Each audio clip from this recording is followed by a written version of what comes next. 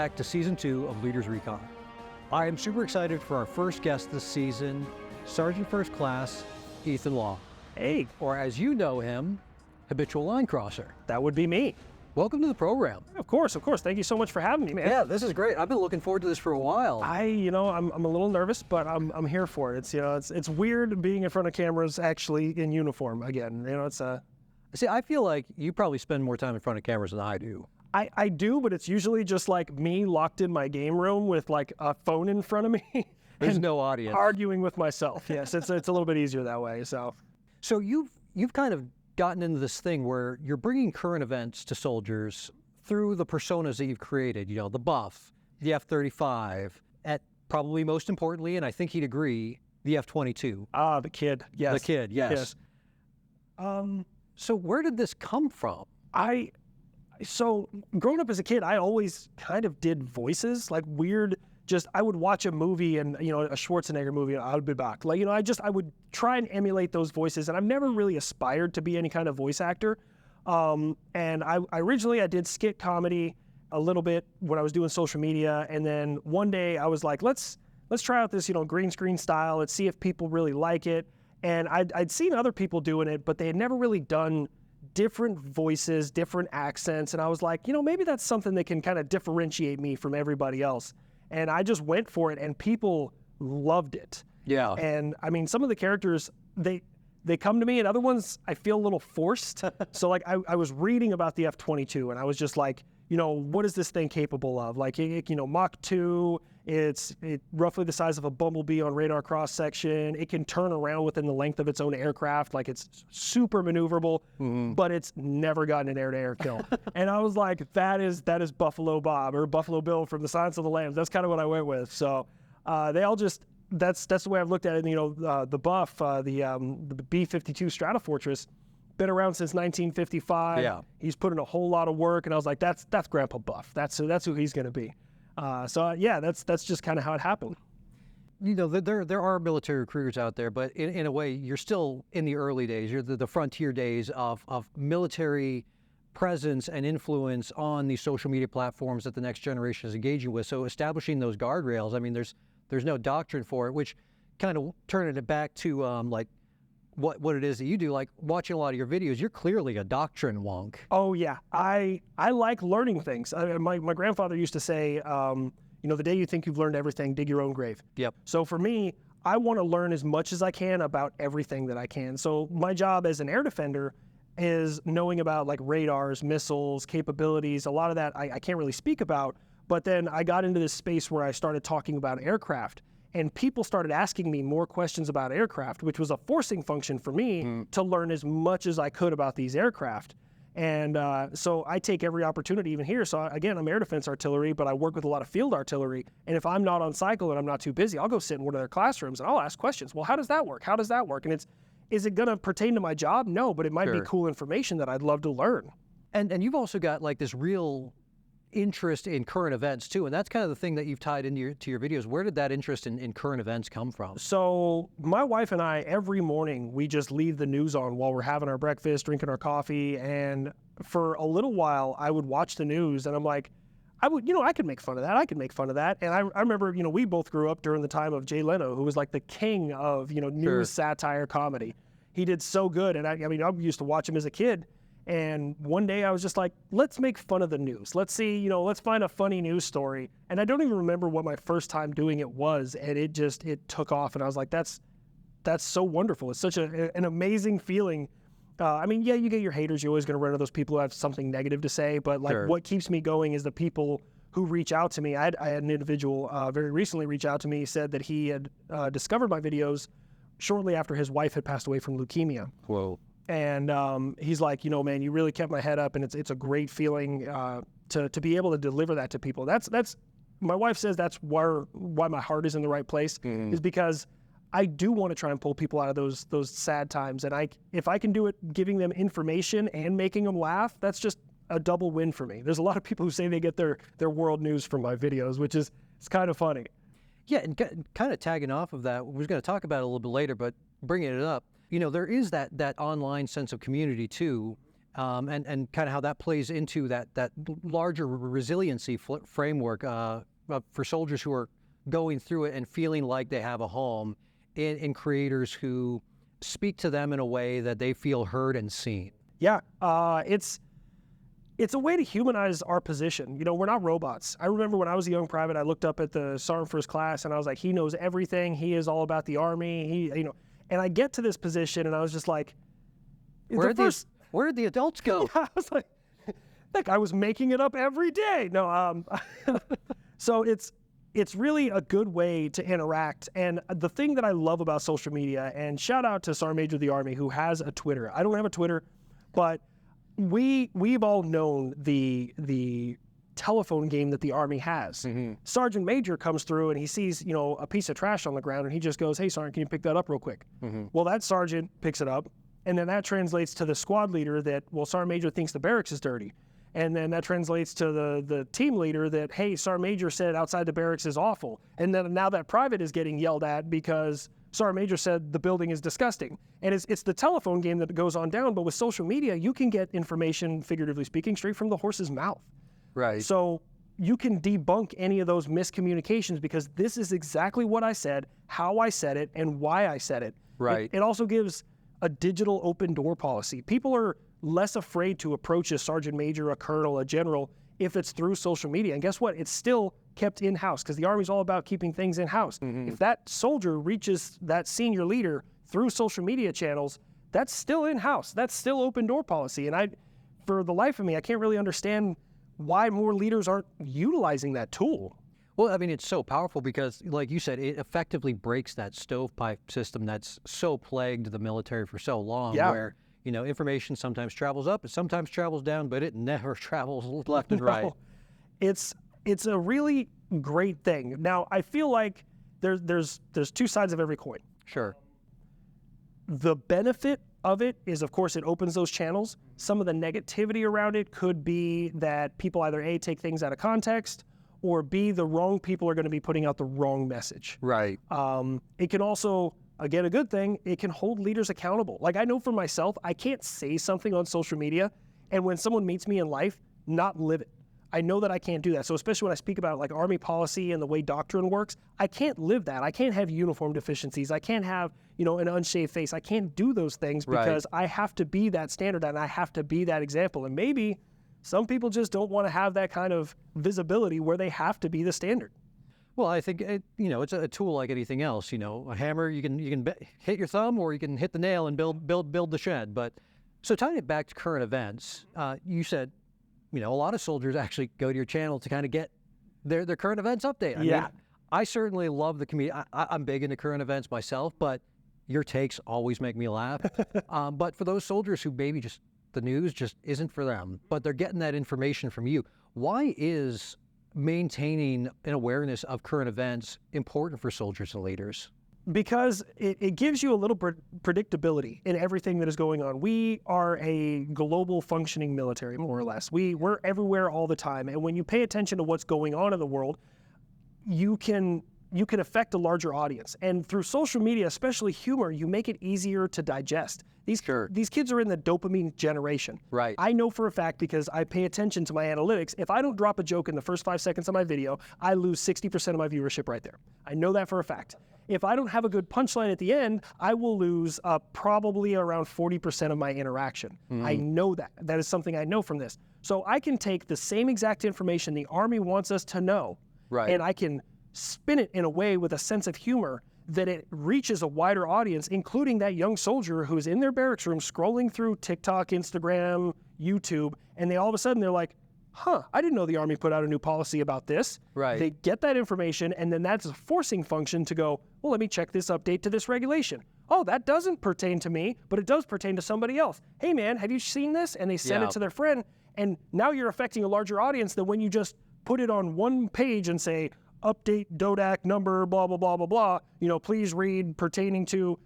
That's not digestible. That's not something that is reaching that young generation. So I think especially for policy changes, doctrinal changes, utilizing social media content creation in the right way will get your message out much faster. Yeah, absolutely. And too, like you said, this generation is moving and changing, and technology is changing ever faster. Yeah. And trying to keep up with that information flow when young soldiers are basically under a deluge of information, breaking through that noise is so important. It's very, and it's getting harder to do. There's always somebody out there willing to do more outlandish stuff than the other people. Well, you don't have $1 million to give away for people to, keep their hands on a giant jelly cube? No, my wife gives me such a hard time because I don't mind spending money on her. It doesn't even faze me. Me, I hate spending money on myself. So like, I use everything bagel seasoning on my breakfast every morning. I have like a little egg omelet on toast and stuff. And I had a bottle of everything bagel seasoning in my Amazon cart for 2 weeks. It was $4 because I just couldn't pull the trigger on it, man. That's a big purchase. I mean, $4 is huge. It's great. A lot of the stuff that you cover in your videos specifically tends to pertain to air defense. You've got all the different airframes and how they're kind of interacting with different air defense systems. So what is your background? So my background, I'm a 14 Echo Patriot Fire Control Enhanced Operator Maintainer. That's a mouthful. Yeah, it's a Patriot guy for short. I'm the tactician, I guess. I shoot things down. Well, I'm supposed to in theory. I've only done it like once, but before that, I was a 19 kilo. I was an armor crewman. I worked on the Abrams main battle tank. I loved it. I loved that job. I went to re-enlist. They said, pick a new job or get out. So I came over. I came over to air defense, and I tell you, I will be totally transparent. I did not like air defense. I really didn't. For like the first 3 years I was in it, and I remember I was here at Fort Sill, and my boss sent me to the gate.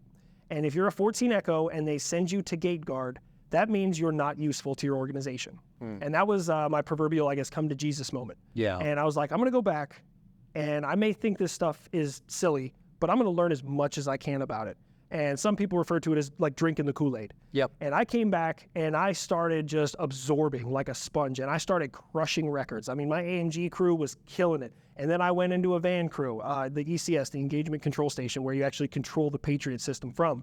I was a commo guy in there. And I started creating TTPs, internal tactics, techniques, and procedures internal to our organization that started to spread across the organization, because when I would fail something, I would learn. Every time I'd fail, I would learn, and I failed a lot. And I would learn something new, so I started just picking it up. And then while we were overseas, I became a tactical control assistant, which is the actual tactician in there with the officer. And then I came back and I was a battery trainer, and I just started picking up as much as I possibly could. And turns out I kind of became a savant at this stuff, and I love it. It's like a chess game to me. Like the enemy does this, I do this. Their missile can do this, I have to do this. And it's like the most lame graphics real-time strategy game that you could ever play. And with that, being an air defender, air defense is very, number one, underrepresented in social media and in the media in general. I mean, most people didn't even know the United States Army had Patriot until it was sent overseas. Right. And then it became immediately into the limelight, and everyone cared about it. But Patriot's been doing its job for a long time. The Saudis have been using it. The Emiratis have been using it. The Kuwaitis have been using it. I mean, it's been used for a long time. It's a very efficient system. So naturally, when it became public information that was out there, the questions and the misinformation arose. You can't see this, you can't do that. And then me, obviously knowing the real information, I go to Google and Wikipedia and I see what is out there and that I can talk about and that I can explain, because of course I don't want to divulge any classified information. And I just started collecting that information, and well, it doesn't really work that way. This is exactly how it works, at least according to public record. It does this instead of this. And that information, my following really likes it when I break things down like that. Yeah, you're right, because a lot of folks don't know a whole lot about this stuff. And then you've got somebody who's able to package it in a way that's really engaging to watch, and it's informative, and you get a little bit of a current events update too. Yeah, I enjoy it. Honestly, it's the best job I've ever had. I really enjoy it so much. Creating content in uniform is kind of tricky, right? Like there are a lot of guardrails or a lot of rules, kind of like you just alluded to. In your case specifically, there's the added guardrails because you're dealing with current events that are political adjacent, and we are an apolitical organization. How do you kind of manage that balance without, pardon my pun, crossing the line?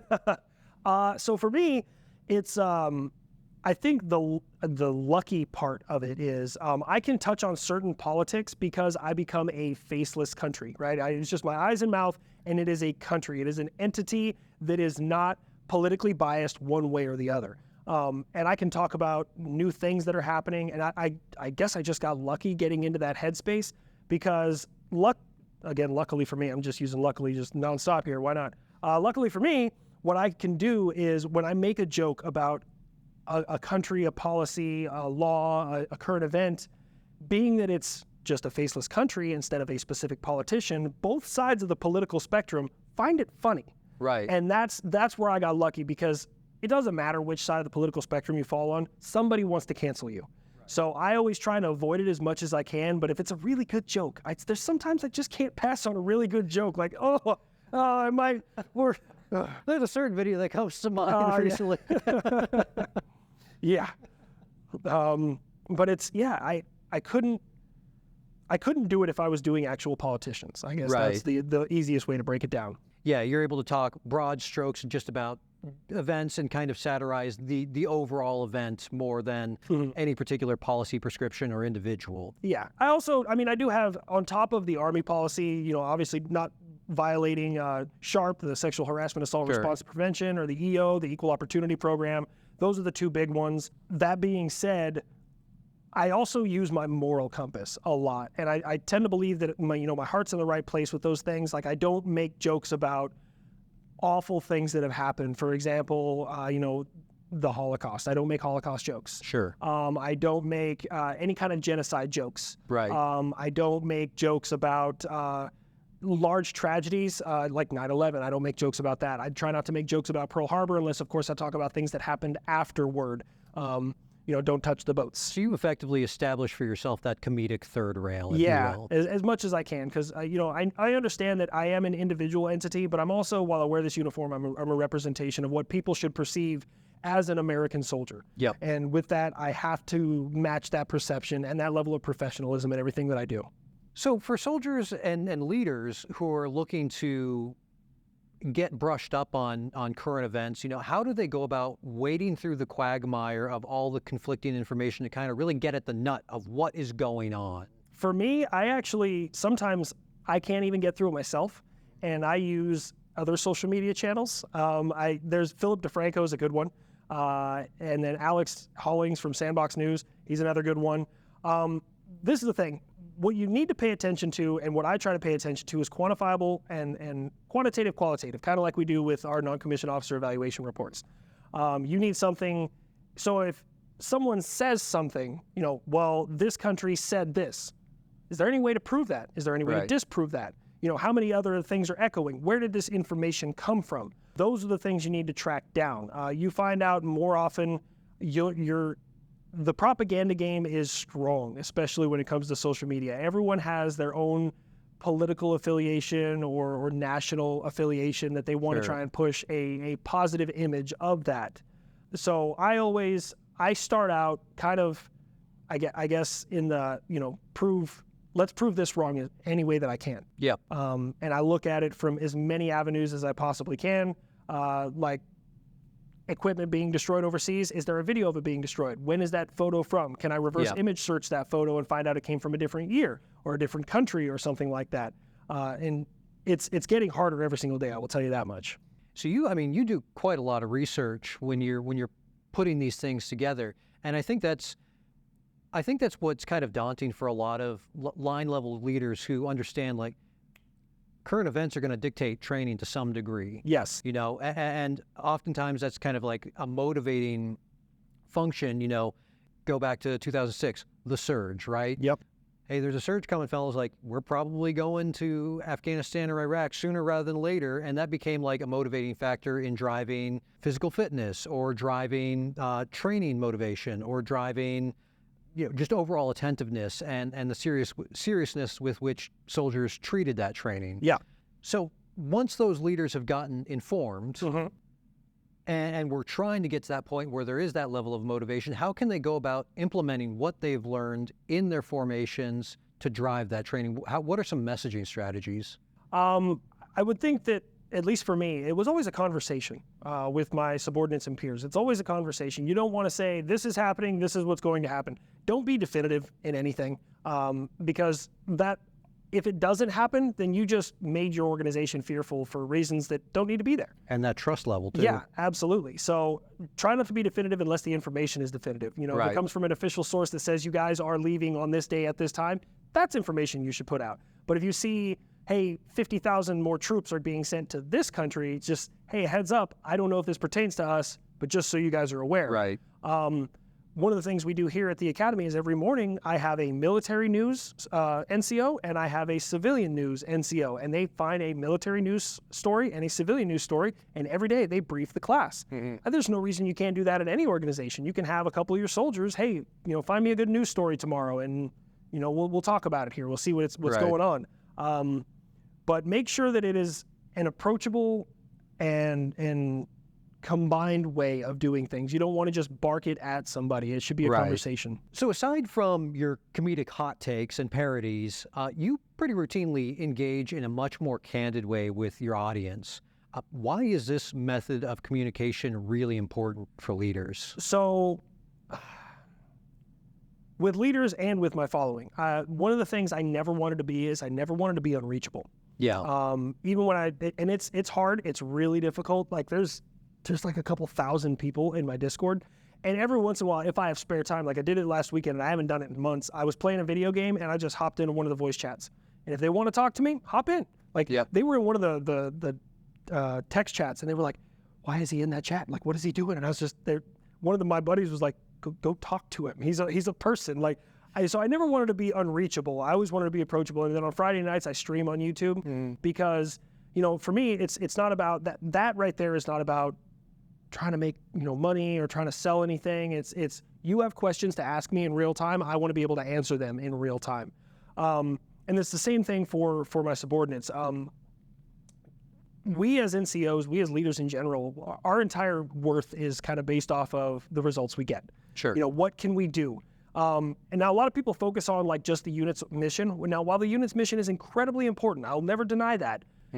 Oftentimes things that are laid by the wayside are soldier problems because they're seen as too small.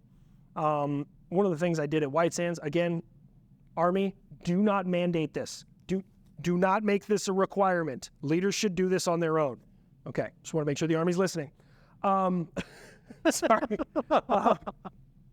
I would, once a month, whenever I had time, I would sit down with all my E4 and below, and I was the platoon sergeant at the time, and I said, what's your gripes?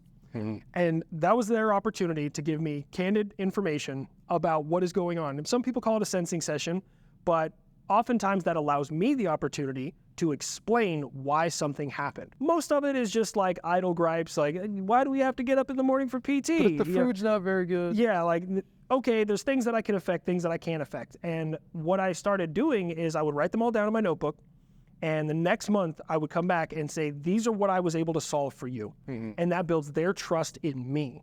And then I would also do the same thing with my NCOs. And that was their opportunity to say, hey, you're messing up, Big Sergeant. Like, you're not doing this right. And but it's a good way to build that camaraderie and that interpersonal relationship with my subordinates, because while their gripes may not seem big to Big Army or to the command team because they got a myriad of other things to worry about. That person's got a whole thing going on. Exactly. They have their own problems. So I remember when I started doing that, I had 11 pay inquiries because my soldiers weren't getting paid properly. And every day I was calling finance until eventually they solved my pay inquiries. And guess what?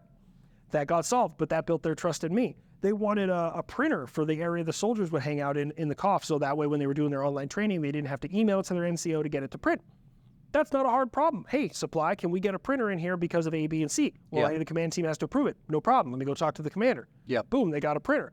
It's a minor thing, but it improves their quality of life, and it builds their trust in their leadership. So that, I guess that ties everything all together, and it's just a little bit of extra effort.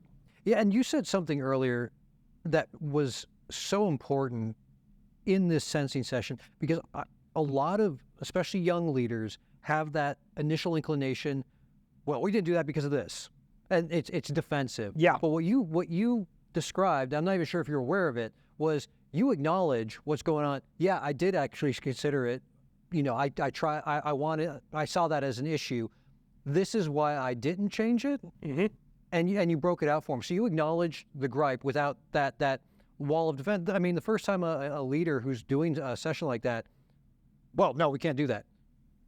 Faces go blank. They're not going to ask any more questions. Exactly. You need to have that open crosstalk. And Yep. there are some, old school leaders that well, why are they telling that to the platoon sergeant? They should tell it to their team leader. Sometimes they have said that to their team leader, which is a forcing function for me. Hey, team leader, why didn't I know about this? Why wasn't I aware that this soldier had this pay issue? Oh, well, you were busy, you were A, B, and C. No, pay issue, way more important than anything else I got going on. I need to solve these issues. Oh, well, I apologize. Then I set the precedence for my NCOs of what I expect them to bring to me.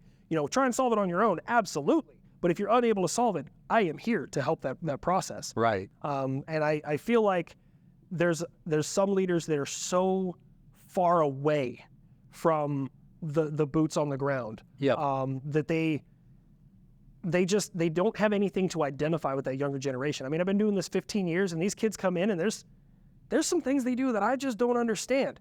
But my younger NCOs do, and my younger NCOs can teach me about those things because I've been smart enough to eat that humble pie and all right, now I get it. You officially reached the age where the Utes are giving you trouble. Yeah, I can't. These kids, man. But this is the thing. A lot of the things they do, we've done. Yep. We've all done it. Like that kid walking around, we all make fun of it, with his army belt. He's got the blue jeans with his regular, his boots from work, and he's got his dog tags hanging out. That's boot stuff. We've all done boot stuff. We've all just done those things, man. And you look at it, you're just like, oh man, I did that once.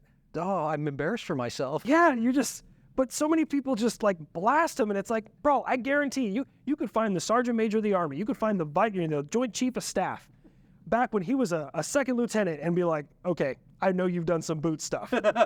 What boot stuff have you done? We've all done it. So I think laughing at yourself is also incredibly important. Well, and that ties a lot of things together because, I mean, like you talked about, social media, it's the ultimate open door policy. But when you're standing here person to person, I mean, when you're E1 private, staff sergeant or sergeant first class is the closest thing to God walking on earth. Yeah. And an officer walking around, forget about it. That's like one of the titans out of Greek mythology. Yeah. But, when you're acknowledging what they're going through, you're developing that trust, you're able to actually create those lines of communication that you need to have in person, not just that faceless digital communication. Yeah, one of the greatest leaders I've ever met, Staff Sergeant Casey Grakowiak, he unfortunately lost his life in Afghanistan. He was a good friend of mine. Great guy, great leader, great NCO. I mean, honestly, if you'd have told me we were going to lose him in Afghanistan, I'd have told you, you're wrong. We're all going before him. He's 10 foot tall and bulletproof. The man was a monster. I loved him. Great guy, super down to earth. And he taught me that being a leader is walking this, he said, invisible gray line, which I now know it kind of just doesn't make any sense, but stay with me here. This invisible gray line, and it's not straight. It's all over the place, and it's moving, it's doing loop-de-loops because it changes. Yep. And on one side of things, you're too stern and your soldiers will not approach you when they have a problem. On the other side, you're too friendly and they don't respect your level of authority. And I've always tried to just maintain, I've leaned one way a little bit too hard one way or the other. And I mean, leadership in general is just a perpetual learning experience. Yep, absolutely. I tend to believe I'm a better leader now than I was 5 years ago, and I'm a better leader 5 years ago than I was 10 years ago. We just all need to learn, how to do those things. And I think an important lesson the Army needs to learn in general is laugh at yourself. The Army is the funniest place I've ever worked. It really is. So many funny things that happen. And I mean, even vets who are watching this right now, yeah, the Army is the funniest place. You're not supposed to laugh. It's hilarious. And why not allow people to laugh at it? Yeah, and there's that humanization aspect of it too, which again goes back to that approachability. And still, you can laugh at yourself. I've had leaders who I answered to who great communication, great humor, laugh together. As soon as the mission came up, they were clicked on, and everybody knew their role. Like that was the established line. Yeah. And that culture was so positive, and it made us function more effectively. It made us more confident in each other. It made us trust each other more. And it really, benefits all down the line. Yeah. Here, I have a great example of a command team here. I love my command team here. Being in an academy, we have a civilian, and then of course we have the commandant, which is a command sergeant major. We fall under a headquarters, but they don't, they're kind of distant from us, and then I have my first sergeant. So it's all NCO ran, and I have a great chain of command here because I can laugh with them. I can talk with them. I can joke around with them. I joked with my first sergeant this morning, but also when my feet need to be put to the fire because nobody's perfect, they do it. And and I understand that line, that boundary, but I have a great communication. And because of things like that, and this is what a lot of people don't understand, because I have that interpersonal relationship with my chain of command, I don't want them to get in any trouble. I don't want them to fail. So I work harder so that they are covered. I will go the extra mile to make sure that they're taken care of because I don't know if their replacement is going to be 10 times worse than them. I've been doing this long enough, so. And it all goes back to they've established that trust with you. Like, Absolutely. you trust them. 100%. And that clearly defined boundary has been set. It's that when you don't set that boundary, I think that kind of goes back to when your soldiers don't respect you or listen to you or see your authority. So I think it's that clear delineation. So there are some leaders who might argue that engaging in this level of, yes, there's that line and you can joke, but also if you cross that line, feet held to the fire, who might argue that level of interaction between the ranks does run the risk of dissolving the professional line, especially as it relates to when you're engaging with soldiers with their problems outside of the uniform. What is your response to that mentality? Like, how should we approach it?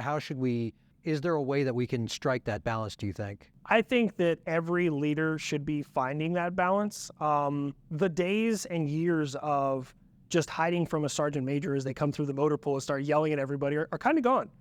Those days are behind us. And I'm sure that's going to hurt a lot of feelings from like old school vets and things like that. And that's okay. The Army is an ever-changing, ever-learning machine. The Army learns. We spend so much money on learning how to do things, right? Like call Center for the Army Lessons Learned. We have DATE, the Decisive Action Training Environment. We spend all this time learning and teaching. Like I teach at a non-commissioned officer academy. Like it's all about learning. Why would we have an aversion to learning to use another tool? And that's ultimately what social media is. It's another tool. Now, I understand not everybody's a creator. Not everybody can appeal to people using humor. But I bet there's somebody in your organization who can. I bet that there is somebody out there who is willing to push the envelope a little bit, make that information easier to digest, to get soldiers motivated to hear it and listen to it. Now, as for affecting outside the chain of command, chain of command, just outside of uniform. Outside of uniform. So affecting outside of uniform is, I think, an important part of humanizing your position. Yes, we're a soldier 24/7. Everyone's heard that. It's on, it's written everywhere. You're a soldier 24/7. Well, if I'm a soldier 24/7, then whether I'm wearing this or not wearing this, I can still give leadership advice and mentorship to somebody. And the avenue of which I choose to do that shouldn't matter. So I would say that any leader that has an aversion to utilizing social media to affect their organization in more ways than one should probably watch this and maybe learn what they could do, or find out if they have any creators in their organization and find out what they're doing wrong. Eat that humble pie and learn how to use these systems better. Well, one example from my own personal experience, a few years ago, we found out through social media that a specific soldier was going through a traumatic life event. Didn't talk about it, didn't tell his leadership about it. We found out through there, and by using social media, not just as a way of communicating to soldiers, learning about what's going on in soldiers' lives is such a powerful tool to kind of preempt those hairline fractures that are going to cause those mental breaks potentially down the line as they're unable to handle that stress. It can help combat a lot of things. It can help, let's just look at the far extremes. You could potentially save someone's life who's thinking about committing suicide. You could potentially either stop, it's albeit rare, stop sexual harassment or sexual assault before it happens, or get enough evidence to prosecute those individuals to the fullest extent of the law. That being said, people also need to understand that there's a big difference between a false claim and unsubstantiated. Like sometimes there's just not enough evidence, and giving you that ability, getting that evidence is really good. You can, like you said, see things that are happening in someone's life and affect that, because Let's say that soldier just wants to focus on the mission and doesn't want to be a problem. Let's say that they view it that way. Because you as leaders saw that, address that, and let them know, hey, these resources are available, or would you like to take some emergency leave to go to wherever this is going on? We are here for it. That lets that soldier know that I'm not a bother. My chain of command actually cares about me, and they want to know those things, and that builds that cross-trust. So monitoring social media is important. Posting on social media is important. Utilizing it to affect a far larger audience than even, I mean, there's, again, not to toot my own horn, there's millions of people that watch my videos and things like that. And if I put out something, even if I put out something that's not a green screen video and I talk to people, there's a lot of people going to see that. And I can affect a far greater audience. There's individuals, I've said things about military doctrine before, and it's a forcing function. They're going to go look that up and, hey, my chain of command wasn't doing this correctly. I can use this to help educate others and teach them how to do things. A hugely valuable tool that I feel like is being underutilized, but with programs like this podcast, I think that this is a good step in the right direction. I really do. Yeah, absolutely. So this last question, we've kind of danced around it this entire time, so we're just going to go at it. Okay. You talk to anybody in uniform. The Army is the funniest place on earth. You will meet, a good friend of mine will tell you about the time at the Battle of Mamasai, and he knows who he is. Yep. Where he almost got killed by a mortar, and he will have you in stitches recounting the story. I mean, dying laughing. You have to laugh in this job, but I'm sorry, continue. Well, no, Ed, that's exactly what I want to get at. Why is humor in uniform so important? Humor in uniform is so important because, how do I word this? So for me, I started making humor in uniform because I don't want people to feel how low I felt at certain times in my life. And the Army, the military in general, is going to ask you to do things that are dangerous, that you don't want to do. That you're going to go through some of the worst things you've ever experienced in the military, but you're also going to go through some of the funniest and best things you've ever experienced. And recounting on those funny times is really what keeps people going. You hear a lot of vets who get out and they're like, the thing that they miss most is the camaraderie. And it isn't the camaraderie of like having to pull back-to-back CQ shifts. It's the camaraderie of like laughing with their buddies and joking about whatever. It is the one thing that brings all military members together is the combination of humor.